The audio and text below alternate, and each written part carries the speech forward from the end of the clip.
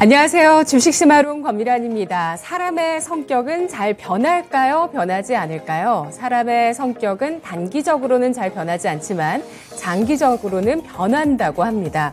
결국 유년기부터 노년기까지 성격은 변하게 되고 특히 젊을수록 더 많이 변할 수 있다고 하는데요.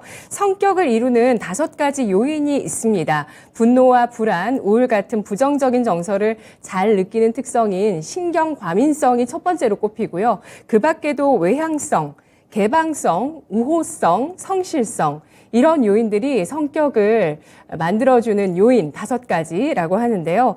우호적이지는 않더라도 개방적인 사람이 더 행복하고 더 성공적이고 더 긍정적인 그런 환경에 놓이게 된다라는 연구 결과가 있습니다. 우호성 같은 경우는 다른 사람과 잘 지내려는 경향인데 우호적이진 않더라도요. 이 개방성, 새로운 경험에 대해서 열린 마음, 또 호기심이 많고 또 다양한 경험과 가치에 대해서 열린 자세를 가진 사람이 더 성공적인 인생을 산다는 건데요. 특히 개방성이 뛰어난 사람은 상상력이 풍부하고 또 지적인 탐구심이 많다고 합니다. 그리고 모험적이라고 하는데요.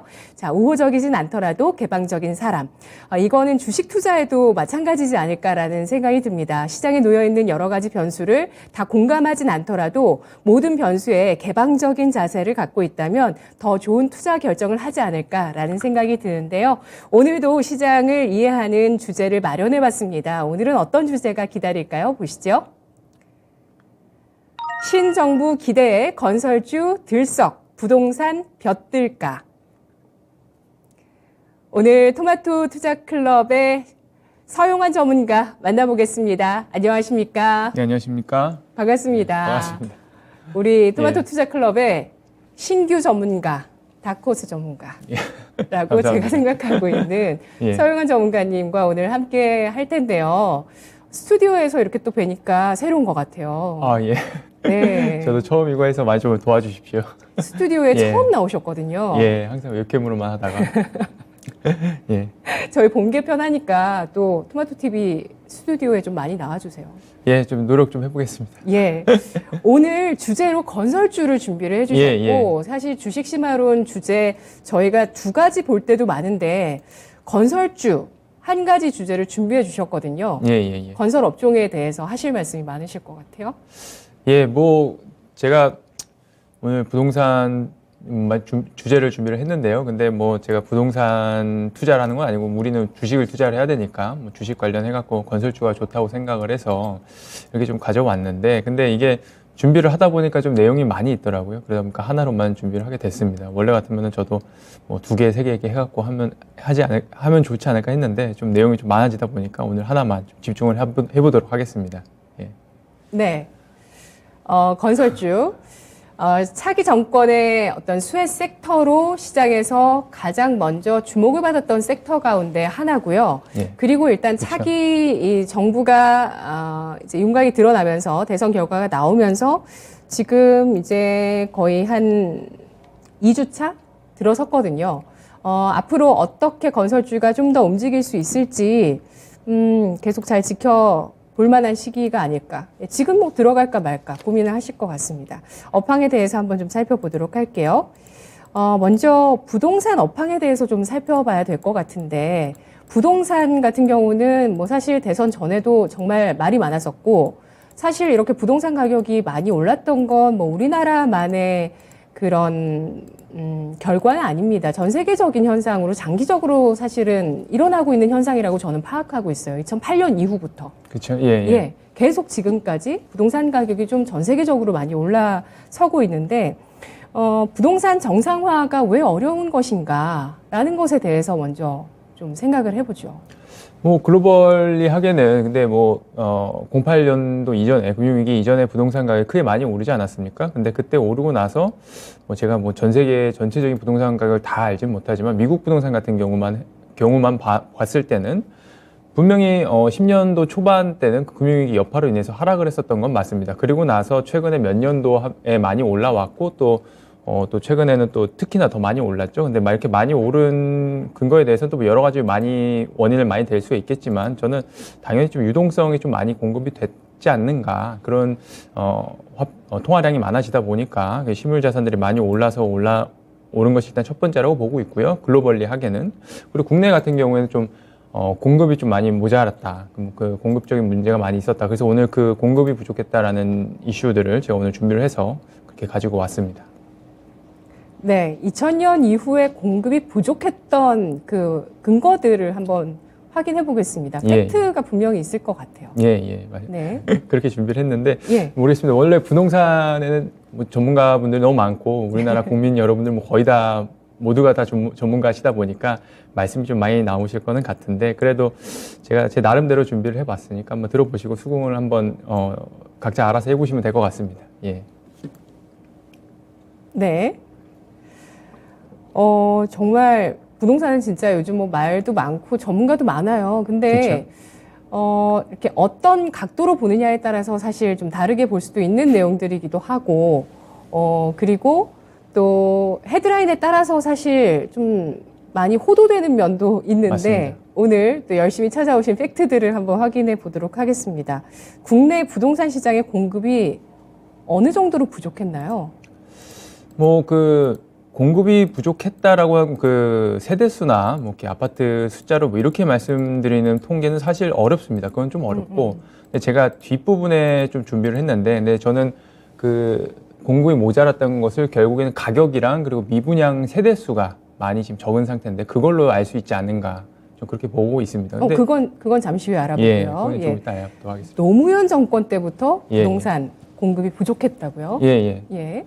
그 노무현 정권 때는 아무래도 그 이전 김대중 정권 때 그 가격이 너무 많이 오르면서 투기 수요를 잡아야 되겠다는 생각을 노무현 정부 때 했죠. 근데 노무현 정부 때는 그때 뭐 전매 금지라든가 뭐 여러 가지 강남 쪽에 뭐 투기 과열 지구 이런 것들 설정을 하면서 부동산 가격을 좀 정책 규제로 잡기 위해서 많이 노력을 했었죠. 이거는 또 많이들 아실 겁니다. 근데 규제로 잡기 위해서 노력을 하다 보니까 오히려 좀 공급을 많이 해서 가격을 잡아야 되는데 규제를 해서 공급을 많이 못 늘리다 보니까 그때부터 공급이 많이 부족한 시발점이 된 것이죠. 근데 제가 뒤쪽에 좀 설명을 준비를 해놓긴 했지만 근데 그것이 이명박 정부 때 공급을 좀 많이 늘리려고 했더니 또 금융위기가 와버려서 그래서 또 건설사들이 또 도산을 한다든지 뭐 여러 가지로 사업이 접어지는 그런 현장들이 많이 나오면서 이명박 정권 때도 공급이 늘지 못했고 그리고 나서 그 여파로 인해서 박근혜 정부 초기까지도 공급을 늘리지 못하는 그런 여러 요인들이 있었습니다. 제가 뒤에도 역시 있지만 인허가를 받고 나서 이렇게 사업을 진행을 해야 되는데 이런 시간이 오래 걸리니까. 근데 박근혜 정부 후반기에 그래서 공급을 좀 많이 늘리고자 이렇게 노력을 많이 했죠. 그랬는데 이게 이번 정권, 문재인 정권으로 넘어오면서 이게 그 정책이 이어지지 못하는 그런 일이 있으면서 이렇게 공급을 계속해서 저는 그래서 한 20년간 이렇게 공급이 부족한 이런 상황이 계속해서 펼쳐졌다 이렇게 보고 있는 것이죠. 네, 그렇습니다. 뭐 사실 문재인 정권 때도 공급을 뭐 늘린다고는 했지만 사실 이게 아무리 이번 정권에서 공급을 늘린다고 해도 그게 당장 공급되는 게 아니잖아요. 주택이라는 게 준공까지도 굉장히 시간이 좀 오래 걸리고요. 그렇다 보니까 공급이 늘어나는 데까지 시차가 걸리는 건 당연한 문제고요. 그런데 노무현 정권 때도 아까 얘기를 해주셨지만 각종 지역별 규제를 내놨다고 얘기를 해주셨거든요. 이게 뭐 지금 이번 정권에도 사실은 좀 마찬가지지 않나라는 생각이 드는 게 세금을 일단 높이는 방향으로 정책을 펴게 되면서 이렇게 되면 사실 부동산 실수요자가 돼보면 더 느끼는 것 같아요. 세금이 맞습니다. 올라가면 당연히 부동산 가격은 올라갑니다. 왜냐하면 그걸 얹어서 팔기 때문에 이러한 현상들이 좀 나타났고요. 얼른 좀 주택 공급이 좀 시작되면 좋겠다라는 생각들을 많이 하시는데 부동산 시장과 건설 시장의 그 어떤 환경, 생리 이걸 좀 알아볼게요. 준공까지 시간이 좀 너무 오래 걸리기 때문에 부동산 정상화가 어렵다고요. 그러니까 제가 준비를 한 것이 그러니까 이게 매일 말씀해 주시면 됩니다. 제가 이 스튜디오를 처음이다 보니까 좀 긴장되시죠? 긴장이라기보다 이게 어색하네요. 이렇게 집에서 하던 거랑 너무 다르다 보니까 모니터 2개씩, 3개씩 띄워놓고 하는 거랑 다르니까 시청자분들이 뭐 잘 봐주시리라 믿습니다. 일단 좀 말씀을 드리겠습니다. 이게 이게 정권마다 자기네들이 그 부동산 공급을 늘리겠다라고 정책들을 세우는데, 네, 근데 네, 네. 이것이 그 한 정권 내에서 다 이루어지지 못합니다, 항상. 그러다 보니까 다음 정권으로 넘어가는데 그 다음 정권은 또 정책 유지성이 딸리다 보니까 이게 당연히 뭐 그 전 정권의 정책 그대로 따르지 않겠죠. 새로운 정권은 자기네들의 정책을 세워서 하고 싶을 테니까. 그렇다 보니까 이게 매 정권마다 이게 정책 유지성이 너무 정책이 계속해서 유지되지 못하다 보니까 한 정권에서 했던 그 공급 목표량이 항상 달성이 되지 못한 것이죠. 그러니까 그렇게 조금씩 달성되지 못했던 물량들이 2000년대 이후에 정권들이 계속 바뀌면서 쌓이다 보니까 이번에 문재인 정권에서 터져 나온 것으로 저렇게 보고 있는데요. 네네. 이게 그 분양에서 보통 생각하시면 분양에서 입주까지 한 3년 정도라고 이렇게 보고 있는데 사실은 한 4년에서 5년까지도 많이들 걸립니다. 근데 주택을 공급하는 그 민간 개발 회사나 그 공공 뭐 LH, SH 같은 곳에서 분양을 하기 전에 뭐 부지 확보를 하고 또 인허가 절차를 또 하기도 하죠. 그리고 나서는 뭐 프로젝트 파이낸싱 같은 PF나 뭐 시공사 성정 등 뭐 하여간 절차가 너무나도 많이 있습니다. 예. 그렇다 보니까 이런 것들 다 하고 나서 분양 및 착공에 들어가기 때문에 항상 이렇게 시기가 많이 뒤로 밀리다 보니까 그 한 정권 내에서 준공까지 이렇게 준공 실적까지 늘어가는 것이 좀 시간이 많이 걸리고요. 또 여기다 더해서 제가 아까 이명박 정권에서의 문제도 말씀을 드렸는데 이 거시경제 상황이나 뭐 경기가 변하기도 하고 경기가 뭐 하락을 하면은 그 공급을 더 줄이게 되겠죠. 그리고 뭐 정책 변수 같은 것들 이런 것들이 인해서 사업을 미루거나 뭐 포기하는 현장들이 많이 발생이 됩니다. 그렇게 해서 뭐 계속해서 뭐 정권마다 목표로 했던 공급을 못 맞추고 계속해서 타이밍이 뒤로 밀리는 그런 일들이 벌어지죠. 아래 제가 이 그림 1번 역대 정부 수도권 아파트 공급 물량을 보시면 이게 딱 나옵니다. 이게 정권마다 노무현 정권 때 인허가가 많이 됐고 그리고 네. 착공 준공이 적은 거를 보실 수가 있죠. 그러니까 이게 아까 말씀드린 대로 역시 노무현 정권 때도 처음에는 그 규제로서 집값을 잡기 위해서 노력을 하다가 정권 말기쯤에 좀 이거는 규제만으로는 안 되겠다, 공급을 좀 늘려야겠다 해서 인허가를 많이 했습니다. 근데 이때는 그 준공이 당연히 그 인허가를 뒤쪽에 했기 때문에 노무현 정권 내에서 준공이 많이 늘어날 수 없는 그런 구조이죠. 예.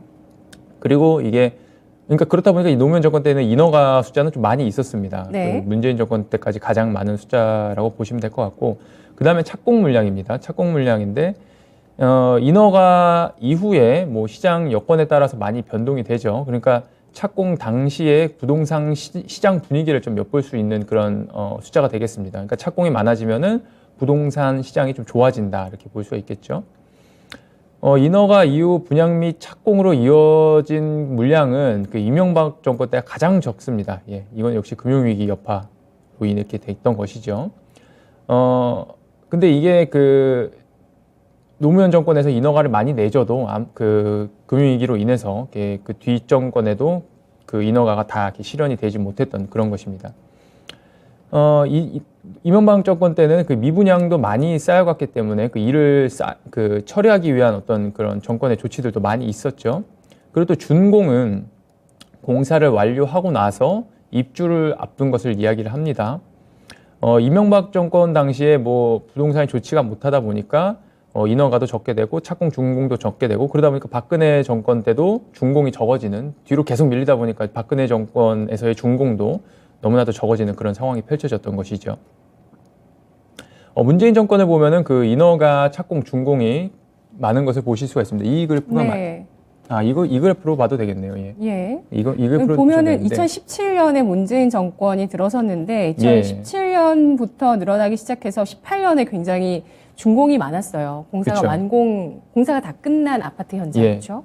이것은 그 박근혜 정권에서 그 공급 물량을 늘리기 위한 정책들이 문재인 정권에 들어와갖고 성과가 나타났던 그런 결과시죠.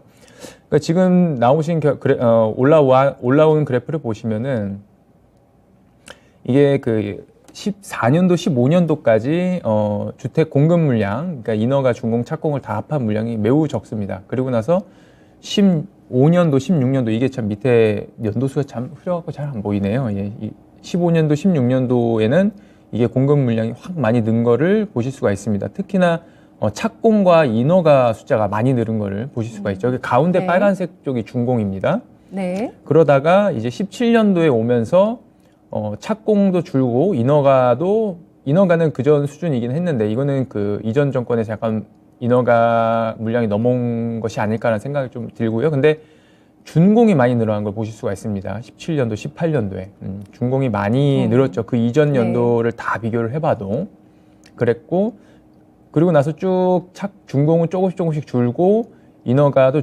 줄다가 작년도에 좀 많이 늘었습니다. 22만 건까지. 이게 수도권 기준입니다. 수도권 기준. 그리고 착공도 18년도 줄었다가 19년도, 20년도 이렇게 플랫하게 갔다가 21년도에 많이 늘었죠. 그러니까 문재인 정권에서 이렇게 앞 그래프 보시면은 그 문재인 정권에서 인허가, 준공, 착공 이 숫자가 모두 다 가장 많죠. 근데 가장 많은데, 근데 이것은 아무래도 앞 정권에 그 인허가 물량이 많이 나오면서 착공도 많이 됐었고, 그것이 뒷 정권으로 문재인 정권으로 밀리면서 이렇게 준공이 좀 많아졌다. 그래서 문재인 정권 때는 이렇게 착공, 준공, 인허가 이게 다 많아진 이런 그래프로 보시면 되겠습니다. 네. 알겠습니다. 노무현 정부에서 정말 부동산을 잡기 위해서 특히 이제 2000년 이후에 김대중 정권 지나고 노무현 정부에 들어서면서 부동산을 잡기 위한 게 사실 또 큰 과제 가운데 하나였는데, 아무래도 투기 수요에 초점을 맞추다 보니까 공급을 잘 못하는 그런 현상이 발생했다는 것을 문제점으로 좀 지적을 해주셨어요. 예. 그리고 지금 조금 전에 보셨던 그 인허가, 준공, 착공 실적을 보면 확실히 2015년에 인허가가 많이 나오고, 그리고 인허가가 2015년에 좀 많이 나왔습니다. 예, 그러고 나서 2018년에 이 빨간색의 준공, 결국 공사가 완료된 게 크게 늘어나는 성과가 좀 나왔습니다. 이게 결국에는 박근혜 정권에서 인허가와 착공이 좀 더 늘어난 추세가 나왔고, 그 결과적으로 어쨌든 공급은 문재인 정권에서 좀 많이 됐던 게 2018년도에 좀 확인이 되는 것 같아요. 예, 맞습니다. 예, 보통 분양에서 입주까지 3년 정도 시간이 걸리고, 분양을 하기 전에도 인허가 과정부터 시작을 해서 PF, 시공사 선정, 그리고 분양, 착공, 그리고 준공까지 이 기간을 총 합치면 뭐 4년, 5년도 걸리기 때문에 아무래도 주택 공급이라는 게 정권에서 목표를 잡아도 결국에 그 결과는 그 다음 정권에서 맞습니다. 나온다는 걸 우리가 확인할 수 있는데요. 어쨌든 뭐 결론적으로 이렇게 쭉 보셨을 때 공급이 좀 부족했다는 점에 대해서 좀 확인을 해봤습니다.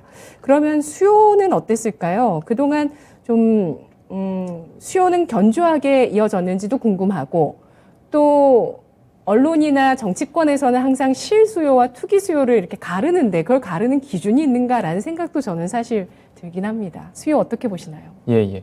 그 수요 말씀 조금 드리기 전에, 그러니까 제가 오늘 좀 걱정이 되는 게, 제가 문재인 정권을 욕하는 게 아닙니다. 예. 문재인 정권을 네. 욕하는 게 아니라, 사실 어떻게 보면은 이명박이나 박근혜 정권에서도 앞으로 공급이 부족할 테니까 미리 준비를 했었어야 됐다라고 볼 수도 있는 더 거죠. 했었어야 되고요. 그러니까 제가 이명박 정권이 잘못한 건가요? 근데 뭐 잘못이라고 보기도 힘든 게, 그때 당시에 또 문제가 있으니까 다들 급급한 문제를 해결하다 보니까 그러니까 거시 경제에도 그렇죠. 영향을 주는 거죠. 예. 그러니까 거시 경제 문제가 있다 보니까 당장의 문제를 해결하기 위해서 약간 조금 뒤로 미루다 보니까 이렇게 된 것이죠. 그러니까 또 문재인 정권 입장에서는 또 박근혜 정권에서 많이 늘려놨으니까 이 정도면 괜찮겠지 생각한 걸 수도 있고요. 그랬는데 유동성이 갑자기 몰려들다 보이고, 그쵸. 그러다 보니까 네. 터진 거가 될 수도 있겠습니다. 특히 코로나 팬데믹 예. 이후에도 엄청나게 가파르게 올랐잖아요. 그렇죠. 주식, 부동산. 그렇죠. 예. 네. 이 사람들이 직장에 못 나가고 돈을 못 버니까 이게 다 투자로 몰리다 보니까 그랬던 것도 있죠. 그러니까 지금 수요 말씀드리는 건 제가 좀 밉게 봐주시지 말라는 그런 말씀을 좀 드리고자 말씀을 드리는 거고, 수요 부분을 좀 말씀을 드리도록 하겠습니다. 이게 이 수요가 어느 정도 되는지 이거를 숫자를 알기가 어렵습니다. 왜냐하면 부동산은 이렇게 주식처럼 이렇게 HTS나 뭐 이런 그 뭐라 그럴까요? 이게 오더북이라 그러는데, 주식에서는 그런 주문이 얼마나 들어가고 이걸 알 수가 있는 방법이 없습니다. 그러니까 이거는 다 개개인의 문제라서 각각의 부동산의 문제라서 알 수는 없고, 근데 저는 그 수요를 좀 어떻게 알겠는가라는 얘기를 저는 그냥 총 가구수랑 그 미분양 누적수로 좀 알 수 있지 않을까, 한번 저는 그렇게 생각을 해 봅니다. 예. 네. 일단 이게 옛날에 그 부동산 시장에서 좀 이름 날리던 분들이 좀 몇 분 계셨는데, 그런 분들이 인구수가 인구수가 적어지니까 이제 부동산이 안 좋아질 거다 이렇게 얘기를 펼치시던 분들이 많이 계시죠. 제가 옛날에 있던 사무실에 같은 층에 그 사무실 쓰시던 유명한 분이 계신데 성함은 말씀드리기 좀 어렵겠지만 누구신지 대충 알 것 같은데요. 예, 그분도 저는? 맨날 그분이신가요? S? 예, 아마. 근데 항상 그 인구가 줄기 때문에. 근데 그분도 논리가 많이 있으세요. 인구만 말씀하신 건 아니에요. 그렇긴 한데 그분의 논리도 많이 배우신 분이니까 맞는 말씀인 건 같은데 근데 조금 그게 엇나가긴 했죠. 근데 인구가 줄기 때문에 부동산은 안 된다고 얘기하는 거는 너무 러프한 논리인 걸로 저는 보고 있고요. 왜냐면은 인구수는 주는데 오히려 가구수는 좀 많이 늘었습니다. 제가 그래프를 여기다 좀 빼놨는데 그 한국 총 가구수라고 그냥 인터넷에 네이버에만 치셔도 나올 겁니다. 네. 가구수는 계속해서 늘어나고 있습니다. 왜냐하면 1인 가구, 2인 가구가 늘고 있기 때문에 그래서 이로 인해서 기존 가구수를 유지한다고만 해도 공급은 부족한 상황이었는데 근데 공급은 부족한 상황에서 가구수까지 늘어나 보니까 더욱 부족한 그런 상황이 되는 거죠. 이게 가구수가 늘어나도 근데 이게 부동산 시장이 좋지가 않으면은 좀 수요가 늘어나지 않을 수가 있습니다. 그러니까 그쵸. 가구수가 느는데도 부동산 가격이 계속해서 떨어진다 그러면은 부동산을 사고 싶은 수요가 없겠죠. 그러니까 일단은 네. 가구수는 늘어나는데 가격을 또 봐야 된다는 거죠. 가격을 보면서 이 사람들이 부동산 시장의 매력을 느끼는 것이냐 안 느끼는 것이냐 그거를 또 생각을 해야 되는 건데 이명박 정권 때가 딱 그랬죠. 경제가 안 좋으니까 사람들이 매수를 못했던 건데 근데 저는 이 앞으로 가격 예측을 저는 미분양 세대수로 좀 알 수 있지 않을까 이렇게 보고 있습니다. 이게 미분양 가구 수익이 제가 그래프도 이렇게 해놨는데요. 이게 보시면은 딱 이명박 정권 때 미분양이 16만 5천 건까지 올라가면서 엄청나게 많이 치고 올라갔던 전례가 있죠. 네네. 그리고 나서 이 미분양이 계속 쭉 떨어지다가 20년도에 19,000 그리고 21년도에 14,000건이나 이렇게 쭉 떨어졌습니다. 이게 과거 최저치가 2002년도에 24,000이었던 거를 보면은 예. 뭐 역대 거의 가장 적었던 그런 상황이죠. 그렇기 때문에 저는 이 미분양 숫자를 보면서 앞으로 아파트를 매수하고자 하는 수요가 많이 있기 때문에 부동산 시장 계속 좋을 것이고 그리고 건설사들이 앞으로 좀 계속해서 짧은 시간이 아니라 긴 시간 동안 좋지 않을까 좀 이렇게 보고 오늘 건설 섹터를 매수하시면 좋겠다라는 말씀을 드리기 위해서 오늘 또 준비를 한 것이죠. 이게 전문가들은 이 미분양 물량이 한 5만 건 수준이어도 이거는 아파트 시장이 부동산 시장이 양호하다, 매우 네. 양호하다 이렇게 얘기를 많이 합니다. 실제로 네. 과거에도 5만 건 수준이었을 때도 잘 없거든요. 6만 건, 7만 건 이렇게 넘어갔으니까 5만 건 수준이어도 양호하다 그렇게 얘기를 하고 있고요. 이게 그러니까 그렇기 때문에 5만 건의 미분양 숫자가 5만 건에 도달을 한다고 하면은 그때부터는 약간 조금 부동산 섹터가 이제 꺾이는 것이 아닌가, 피크아웃을 치는 것이 아닌가 이렇게 생각을 해볼 만도 하다 이렇게 얘기를 해볼 만도 하다라고 말씀드리겠고 그리고 나서 그게 아니고서라도 미분양 숫자 갑자기 어느 순간 확 뛴다면은 그때부터는 건설 섹터나 부동산 시장을 안 좋게 볼 수도 있겠다. 근데 현재는 그런 움직임은 전혀 보이지 않다. 5만 건보다는 한참 낮고 미분양 숫자가 확 뛰고 있지도 않다. 이렇게 좀 말씀드리도록 하겠습니다. 근데 이게 이 그래프가 작년 말에 만들어진 그래프라서 14,000건인데 지금은 제가 좀 조사를 해보니까 한 2만 1,000건에서 한 2만 2천 건 정도가 되더라고요. 근데 이 정도 수준도 거의 뭐 역대 가장 낮은 수준이기 때문에 현재는 건설 섹터를 아주 좀 좋게 보셔도 되겠다. 이렇게 좀 말씀을 드리도록 하겠습니다. 네. 알겠습니다. 언론 보도를 보시면 한쪽에서는 뭐 지방부터 시작해서 미분양이 늘어나고 있다. 이 부분을 지적하고 있고요. 또 한쪽에서는 로또 청약이라고 해서 또 여전히 또 엄청난 흥행을 하기도 합니다. 뭐 이런 데에 좀 호도되기보다는 미분양 건수를 보는 게 맞습니다. 좋다라고 판단을 해 주셨고요.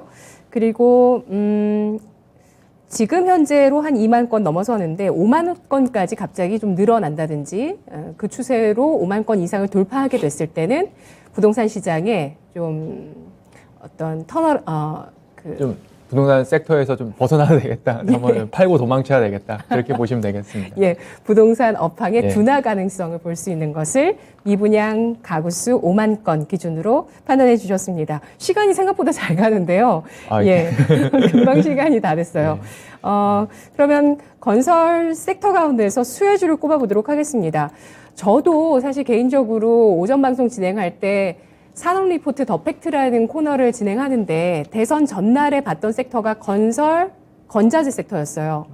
대선 이후에 2000년도 이후 대선 이후는 항상 건설주가 좋았다라는 내용이었고 시기별로 대형 건설주가 좋을 때도 있고 중견 건설사가 좋을 때도 있고 건자재가 좋을 때가 있었다라고 분석한 리포트였고요. 근데 지금은 비용 부담이 좀 많아졌습니다. 원자재 가격도 올랐고 또 건설사 안전 비용도 높아지는 이슈가 나왔고요. 그러다 보니까 비용 부담이 좀 있고 또 분양 시장에서 결과가 어떻게 나오느냐에 따라서 실적이 좀 나올 수 있기 때문에 분양 결과를 확인하고 대응하자 이런 전략들이 좀 나왔었거든요. 건설 섹터 가운데서 수혜주는 어떤 쪽으로 보실까요? 예, 그 말씀해 주신 대로 저는 모든 건설 섹터가 전반적으로 다 좋을 거라고 생각은 합니다. 생각은 하는데. 네.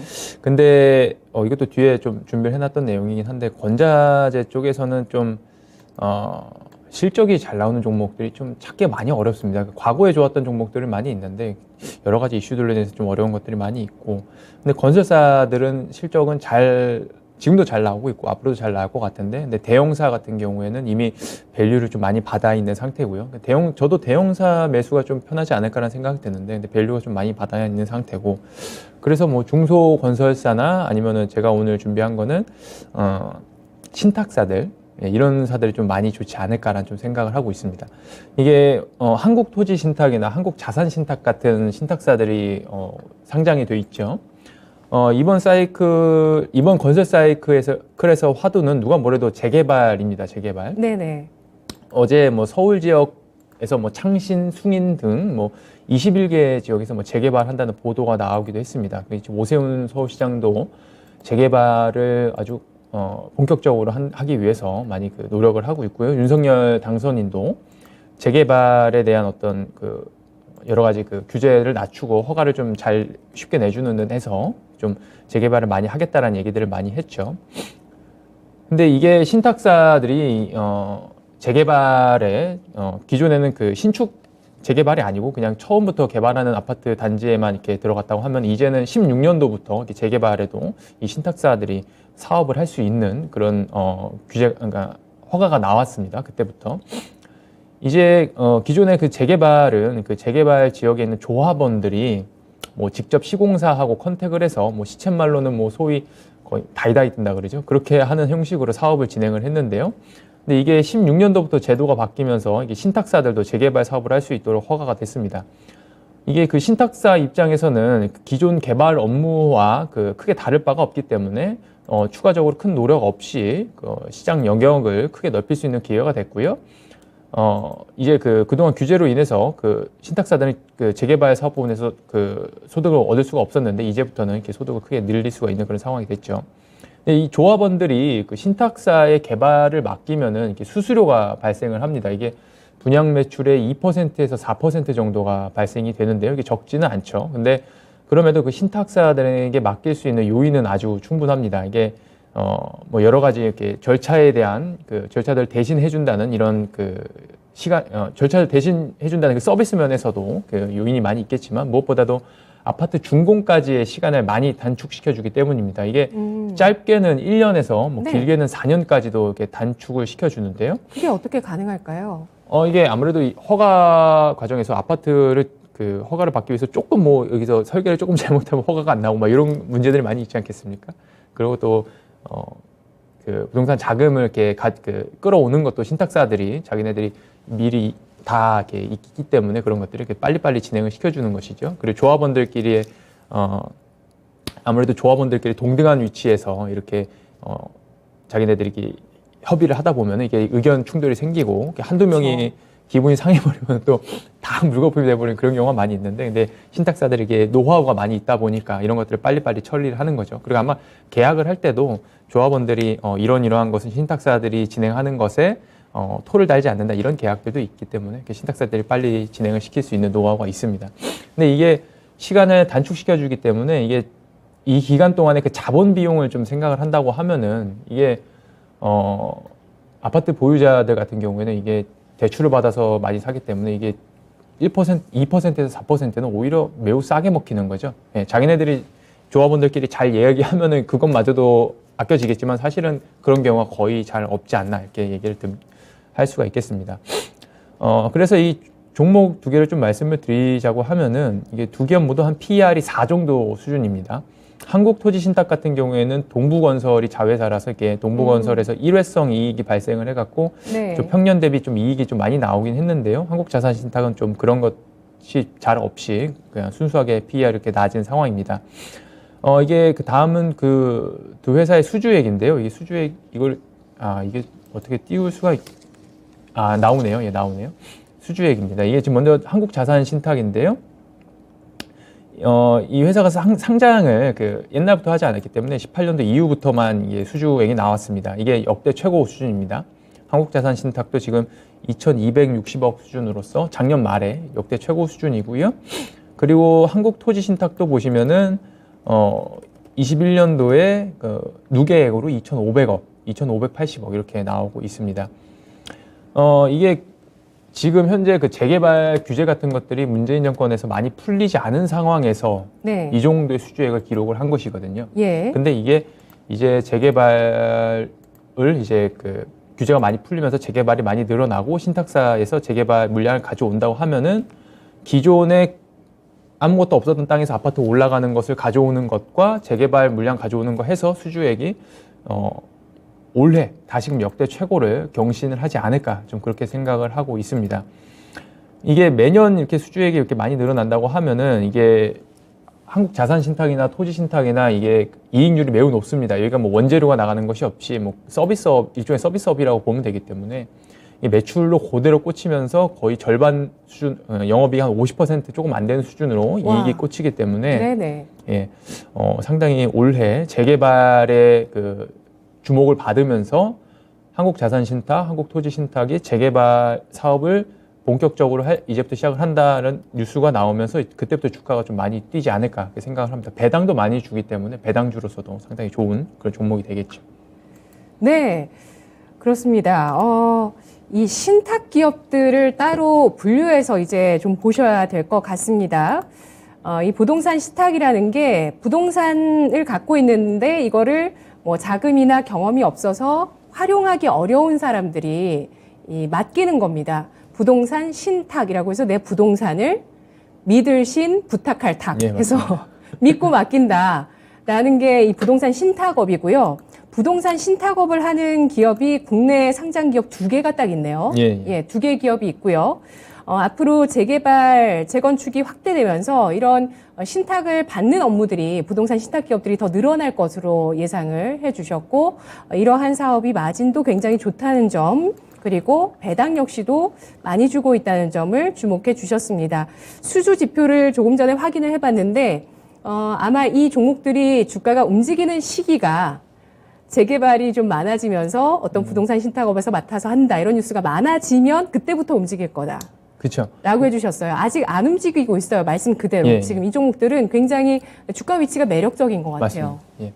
예. 지금 신탁사가 이 2개만 있는 건 아니거든요. 당연히 그 비상장 신탁사들도 많이 있는데 요즘 들어서 그 재개발 지역들을 신탁사들이 조금씩 가져온다라는 얘기들이 조금씩 나오고 있거든요. 그러니까 수주액이 늘어나기 전에 요즘에 워낙에 주식이 먼저 움직이기 때문에 미리 가기 때문에 신탁사들이 재개발 사업을 맡아서 한다라는 뉴스들이 이렇게 많이 나오기 시작하면 그때부터 조금 매수를 좀 많이 해보시면 좋지 않을까 이렇게 생각합니다. 더군다나 지금 뭐 요즘에 미증시도 많이 오르고 좀 뭐 잠깐 좀 다들 파티 분위기인 것 같은데 저는 언제든 다시 빠질 수 있다고 보거든요. 예. 언제든 그럼 다시 매수를 좀 미루시겠어요? 지금 아니, 오늘 섹터를 딱 골라주셨는데 예, 이 그러니까- 종목들 매수를 미루시겠어요? 그러니까 말씀드리는 것이 그러니까 매수를 제가 뭐 딱 저점을 찍어서 매수하면 좋겠죠. 근데 그건 누구나 불가능한 거고 지금 말씀드리는 이유는 떨어질 수가 있는데 글로벌 증시가 근데 이 종목들은 그렇게 떨어지지 않을 것이다. 그러니까 변동성이 높은 상황에서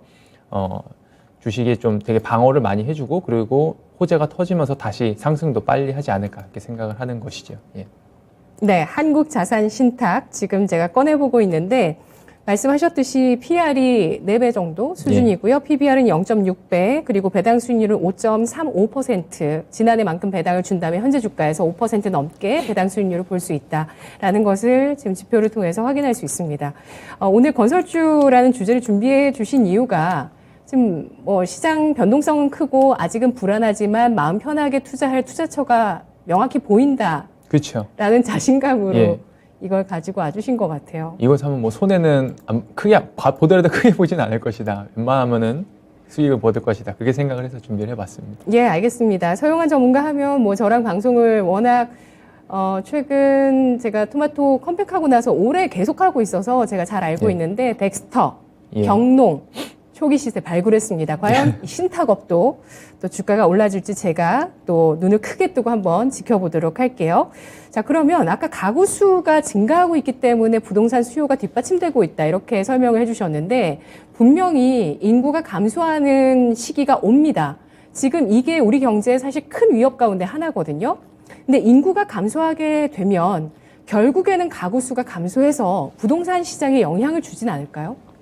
예, 그것도 당연히 영향을 줄 것이라고 저는 보죠. 근데 그것도 그때 당시 상황을 가봐야 알겠지만, 근데 저는 그렇게 생각합니다. 저도 사실은 주식하는 사람들은 부동산을 별로 안 좋아합니다. 원래 워런 버핏도 부동산이 도대체 무슨 가치를 창출하는지 모르겠다 이런 얘기를 하기도 했죠. 근데 저도 그랬는데, 근데 저도 생각이 좀 요 몇 년 사이에 많이 바뀌었습니다. 이것도 하나의 상품이고 하나의 재화입니다. 그러니까 우리가 핸드폰 2년마다 바꾸는 것처럼 왜 바꾸겠습니까? 핸드폰이 좋지 않으니까.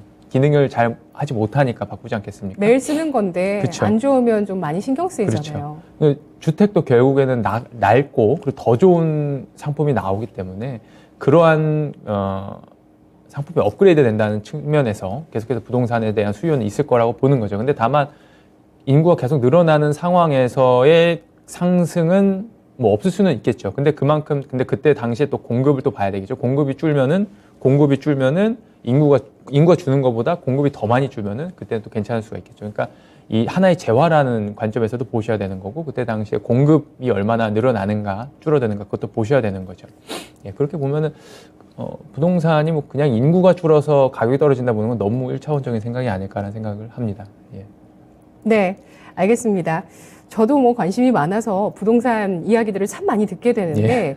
뭐 명품 가격이 낮아지기 힘든 것처럼 맞습니다. 네, 노른장에 있는 부동산 가격은 정말 쉽게 떨어지기는 힘들고 맞습니다. 뭐 높은 가격이기 때문에 출렁임은 있더라고요. 변동성은 예, 예. 또 크게 있지만 그래도 또 이내 회복하는 게 또 바로 그런 노른자의 부동산이기도 하고 또 부동산은 잘 사면 사실은 뭐 인플레이션을 해지해주는 자산이기 때문에 맞습니다. 그렇다고 생각합니다.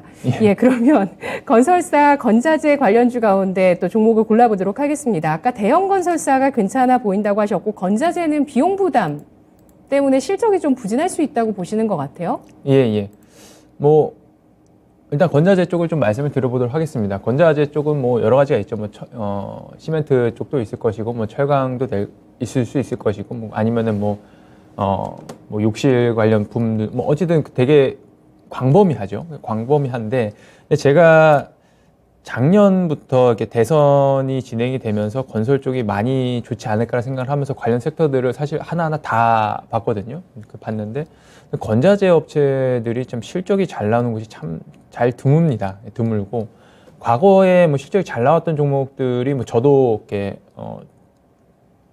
21년도 초반인가 그때 투자를 해서 좀 좋았던 성적을 거뒀던 그런 종목들이 있는데 근데 3일 CNS나 뭐 동양파일 같은 뭐 이런 파일 종목이라 그 파일을 생산하는 곳이죠. 그러니까 철심을 하나 안쪽에 있고 그리고 나서 시멘트로 이렇게 겉을 이렇게 만들면서 건물을 세우기 전에 박아서 그 건물을 이렇게 중심을 잡는 그런 파일을 생산하는 기업들인데 이런 종목들이 과거에 실적이 아주 잘 나왔던 적은 또 있습니다. 근데 이게 52시간 근무제가 되면서 이 기업들이 캐파가 상당히 다운이 많이 됐습니다. 그래서 이게 실적들이 계속해서 좋지 않은 상황인데 이것들이 좀 변한다고 하면 52시간 근무제가 좀 없어진다든가 이런 식으로 좀 캐파를 업 시킬 수 있는 좀 상황이 온다고 하면은 이런 그 과거의 실적이 좋았던 그 종목들의 좀 앞으로 상황이 나아지지 않을까 싶기는 한데 건자재 쪽은 좀 약간 실적이 좋은 것들은 찾기가 좀 어렵습니다. 그래서 과거의 실적을 참고하기보다 앞으로 확 바뀔 수 있는 그런 종목들 한번 찾아보시면 좋을 것 같고요. 그리고 저는 건설사로는 코오롱 글로벌을 좀 많이 좋아합니다. 왜냐면은 이게 PER도 지금 너무나도 낮은 그런 상황이고요. PER도 지금 한 7배로 나오고 있는데 제가 봤을 때는 7배보다 좀 더 낮았거든요. 제가 항상 봤을 때는 5배 수준에서 왔다 갔다 했는데 그리고 수주액이 시가총액 대비 가장 많습니다. 수주액이 지금 한 10조 원에 육박하는데 지금 4분기 보고서가 나왔는지 제가 확인을 안 했는데 작년도 말까지 확인을 해봤을 때는 9조 원대였기 때문에 모든 상장사들 다 비교를 해보셨을 때 시가총액 대비 수주 금액이 가장 많은 그런 종목이 됩니다. 그럼 앞으로 미래 실적도 잘 나올 것이라는 그런 얘기가 되겠죠.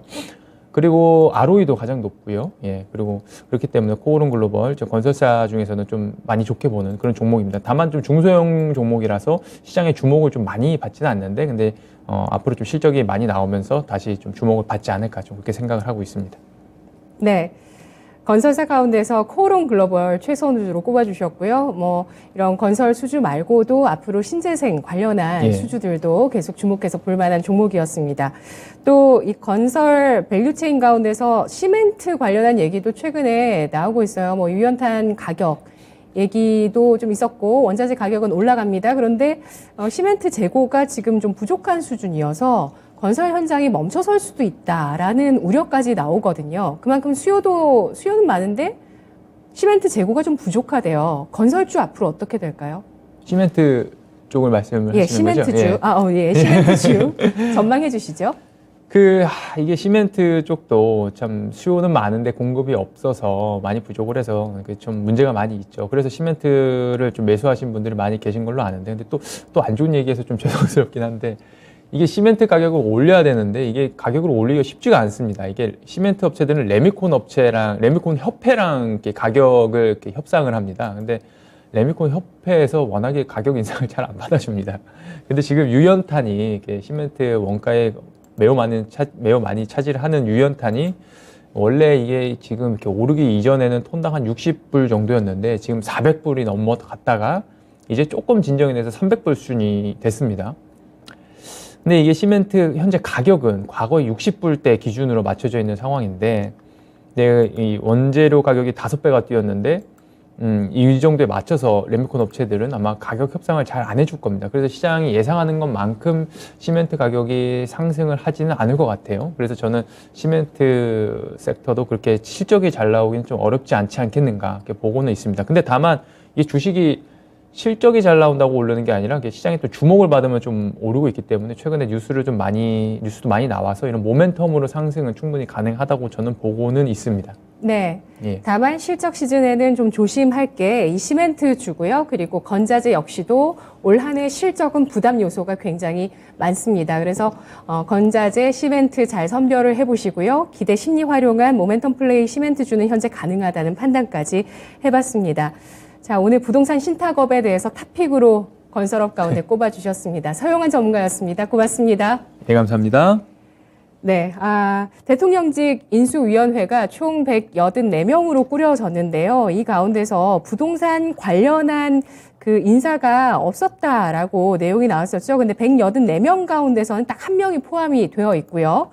그리고 내일 혹은 모레 국토부가 대통령직 인수위원회와 함께 업무보고가 있습니다. 그래서 이 자리에서 앞으로 이번 차기 정권에서 250만 호 공급 로드맵을 제시했는데 이런 공급 상황이나 또 재건축, 재개발 규제 완화가 잘 정책적으로 추진될 수 있을지 여건들에 대해서 또 판단하는 자리고 그 같은 내용들이 좀 나올 테니까요. 건설 관련해서 좀 잘 지켜보시면 좋을 것 같습니다. 현재 대통령직 인수위원장의 안철수 테마, 안랩은 상한가에 들어가 있습니다. 지금까지 투자 판단에 도움드린 여러 내용들 전해드렸고요. 다만 주가의 상승과 하락을 보장하지는 않습니다. 오늘 장 마감 잘하세요. 고맙습니다.